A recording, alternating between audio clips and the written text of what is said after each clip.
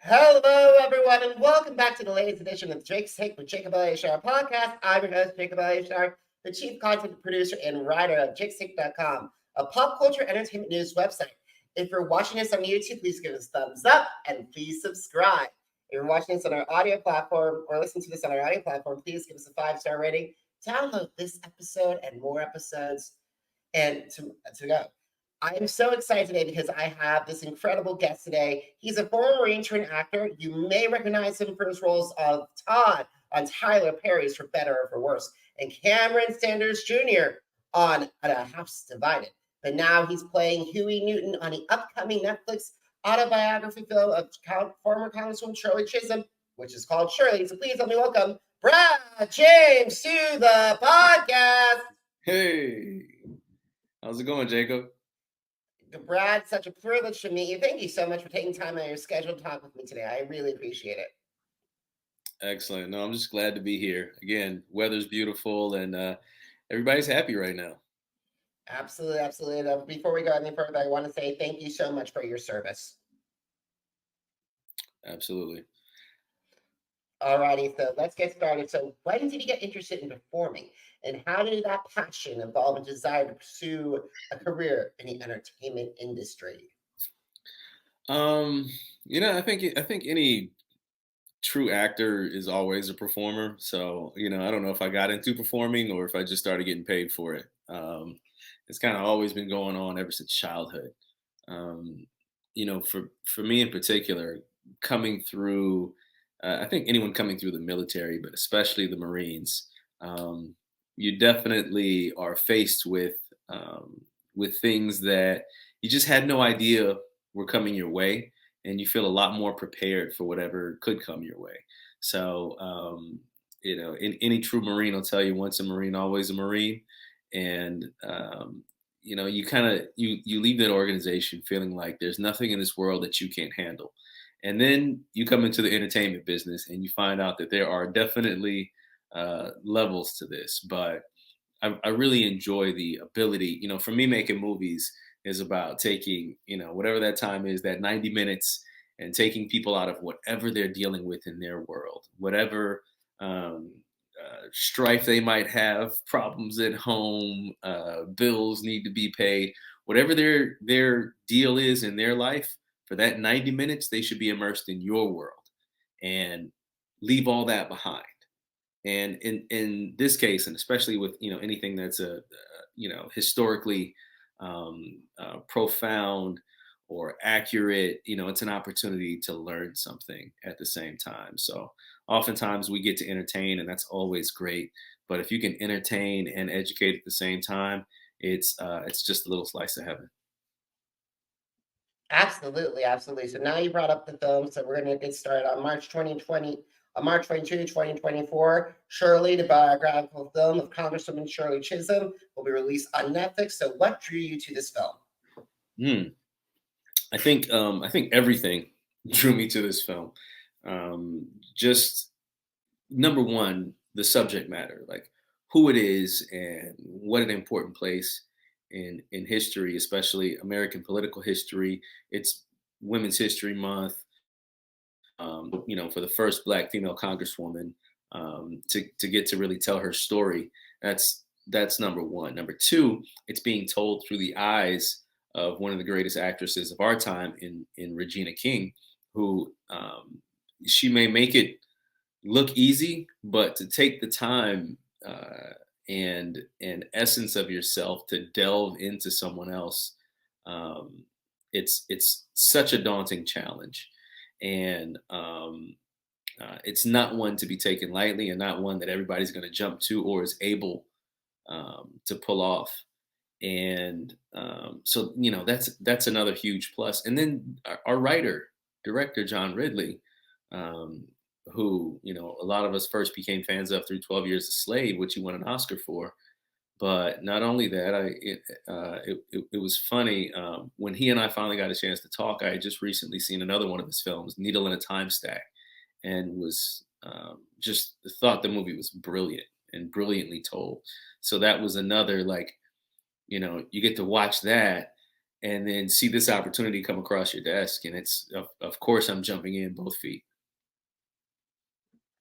Absolutely, absolutely. And then, so let me talk about about the role that you play in the film. You play Black Panther Party co-founder Huey Newton. So, what was some of the research that you did on Mr. Newton that you used to film Shirley?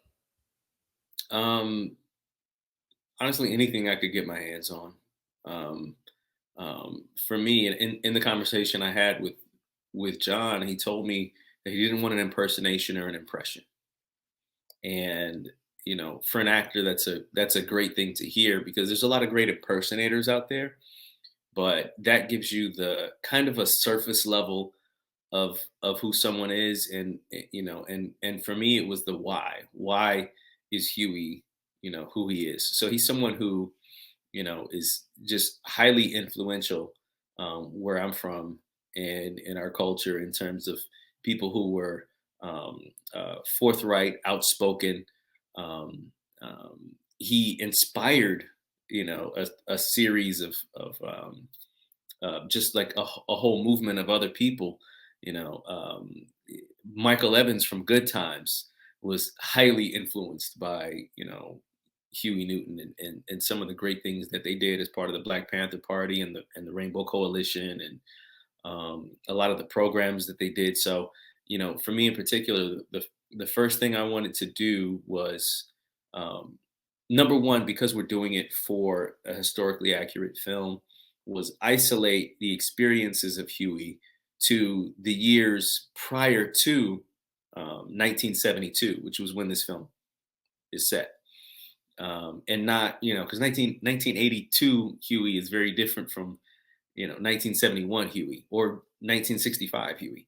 So so one of the things I did was definitely kind of make sure I was staying in that vein of him, the things that I was learning about him, because I don't want to learn anything about him. And this is something I did even on House Divided. Was I told the producers on that production was that I don't want to know anything that my character's not supposed to know. So I'm not reading all the scripts to all the episodes. So for me, taking that same principle here, I didn't want to delve into what Huey learned later in his life that he didn't know before this moment. So that these conversations that he's having with Shirley, somewhat tumultuous at times, could be authentic. So that was one part of it. I mean, I read his writings, which is, if you've ever written a book or anything, substantial, any memoirs, they're very they're very deep and involved,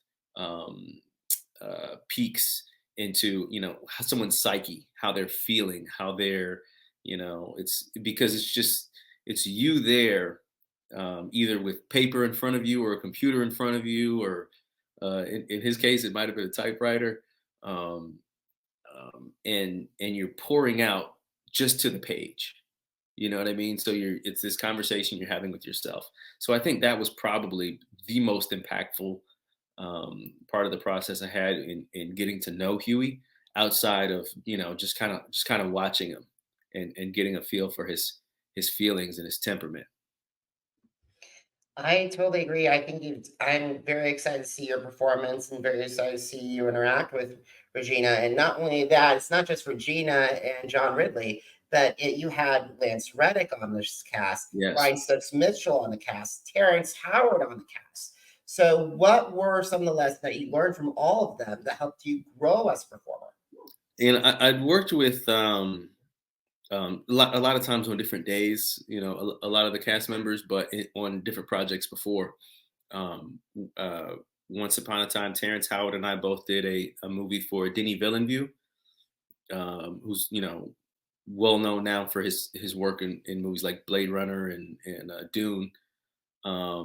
But we did a film called Prisoners with Hugh Jackman and Jake Gyllenhaal, and sorry, and during all these things, you want to learn as much as you possibly can, because there is a wealth of knowledge around you. But one person in particular who I did did get to spend a good amount of time with was Amirah Vann. And she's playing Diane Carroll in the film. And what's important about that, and she's, she's phenomenal in everything she does. We did a show called Underground years ago for WGN, and she was incredible in that, is that her portrayal of Diane Carroll got to happen in Diane Carroll's actual residence that she owned in 1972, where, this particular meeting took place. So, to do something historically accurate in the place that it actually occurred, really raises the level. And that must have been an incredible a scene to film, because the thing is, it's like, if you're able to be in Miss Carroll's residence, Yes. and then make sure everything was historically accurate, and then you do that, I really hope audiences pay attention to that, because that doesn't happen a lot. Yeah, it's definitely a rewatch movie. A lot of movies I can only sit through them one time, but this is definitely a film where every time you look at it, you're going to pick out something new or figure something out. One other aspect of this film that may or may not get the love that it deserves is our costume department.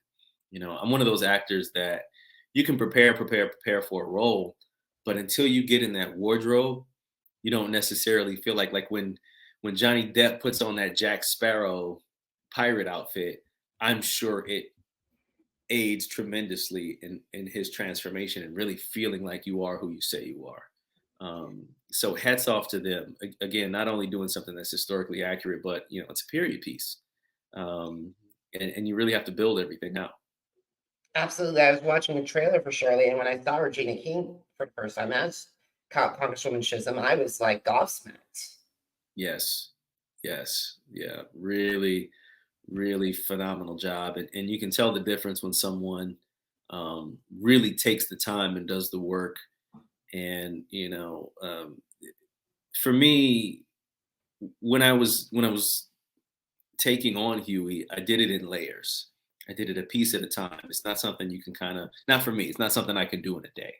It's, you have to take it a piece at a time, step back, be you, recognize the differences, understand the reasons why, and then kind of come back to them again, watch more tape, read more writings, just little by little, absorbing as much as you can, so that in that moment, you can look in the mirror and see not only you, but the essence of whoever you're trying to bring to life.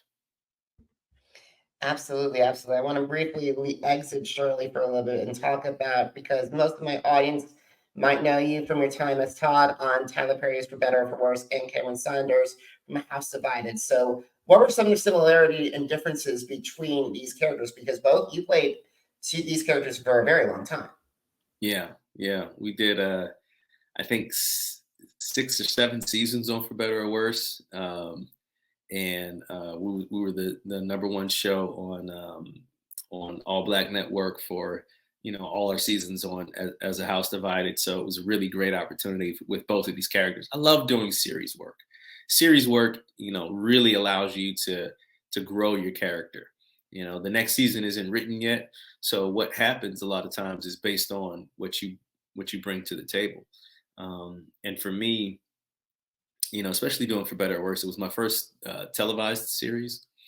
And in that, I got to work with someone who would go on to be one of the most successful producers in Hollywood history, in Mr. Tyler Perry. And that's really a boot camp.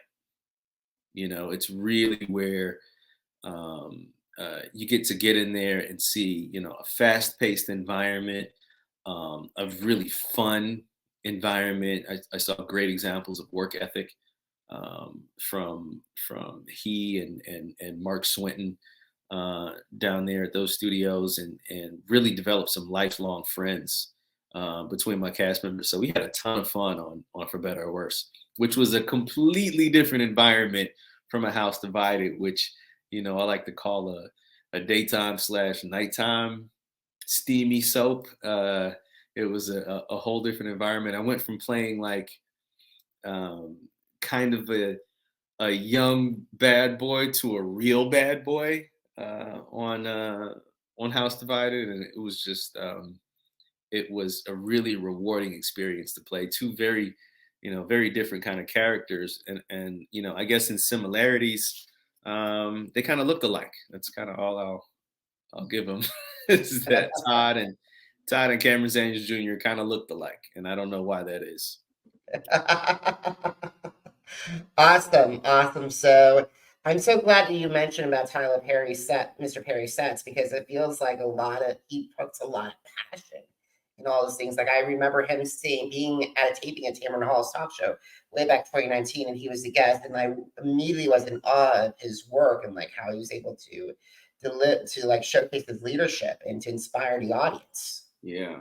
I wait for one day for him to go ahead and admit that there's three of them, because there's no way someone's writing all these episodes, showing up with us every day, directing all the episodes, making changes, working with the crew, doing the edits, and then flying out to go do stage plays that he also wrote and performing in them, and then come back and film with us the next whole week. It's just, it's got to be more than one of them. And if I gave away your secret, Tyler, I apologize for that, but there's just no way. I apologize too, Mr. Perry. I have so much respect for you. I would love to have the opportunity to welcome you on my podcast. All righty. So what have been some of the challenges that you faced staying in the entertainment industry? It's just learning lessons, I'll say, and that's one thing I'm grateful for, not only my family that raised me, but for, the Marine Corps for, which is just realizing that there's always going to be change in life, and to be prepared for it. So, in terms of the entertainment industry, you think you can kind of get in here and just be an actor, but there's a lot more you have to do and learn and understand in order to be an actor, especially professionally. So I'm really grateful for an amazing team that I have supporting me, because without them, it just doesn't move the same. So you just really want to have great people around you. So I've got a phenomenal agent and manager, and PR team that kind of makes it happen. And then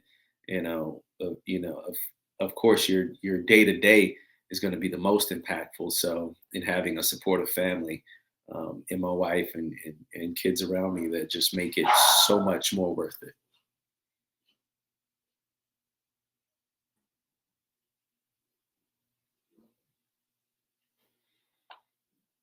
You're muted. Oops, sorry about that, everybody. I hate when that happens. So anyway, we got to start writing down our conversation. So what are some of your favorite social media apps to connect with your fans? You can reach me on everything at Mr. Brad James, especially on probably Instagram, and then everything goes out from there. So, follow me on Instagram at Mr. Brad James. You got to actually follow, because I do more stories than actual posts that stay up on the page. And I'll make sure to follow you after the interview. So last question, are you ready? Yes, let's go. Why should my audience watch Shirley?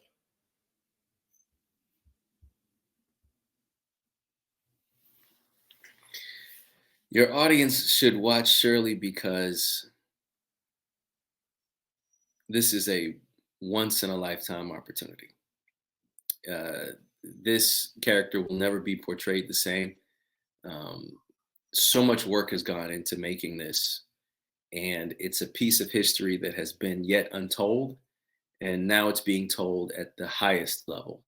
You've got a collage of some of the best people in the world that came together to bring something that is not only entertaining, but is educational. It's timely. This is an election year, and no matter which way you vote, you want to know how the process works.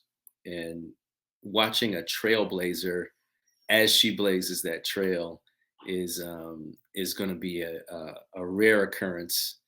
And also watch for Huey. Check Huey out. Learn something about him. Pick up his book, and spend some time with a lot of these guys. You're going to see over 15 real life people and their real life and their real life influences in the world that we have today. So watch it because you need to. Thank you so much, Brad. And guys, have you missed an episode of the Jake's Take with Jacob Elyachar Podcast? Visit our channels on Amazon Music, Apple Podcasts, iHeartRadio, Podchaser, Spotify, and Spreaker. Jake's Take with Jacob Elyachar, JACOB ELYACHAR. Now, are you on social media? Because I'm on social media too. Facebook, Instagram, Threads, TikTok, and YouTube. Jacob Elyachar, JACOB ELYACHAR. And guys, want to check out more interviews, want to see what happened on America's Got Talent Fantasy League, what's going on with the Masked Singer, head to jakes-shake.com. Once again, jakes-shake.com. Brad, it was such an honor and privilege to sit down with you, and I cannot wait to watch Shirley. Yes, thank you. Pleasure was mine. All righty, guys. Thank you so much for watching. Thank you so much for listening. Until next time, everybody, have a great one. Goodbye.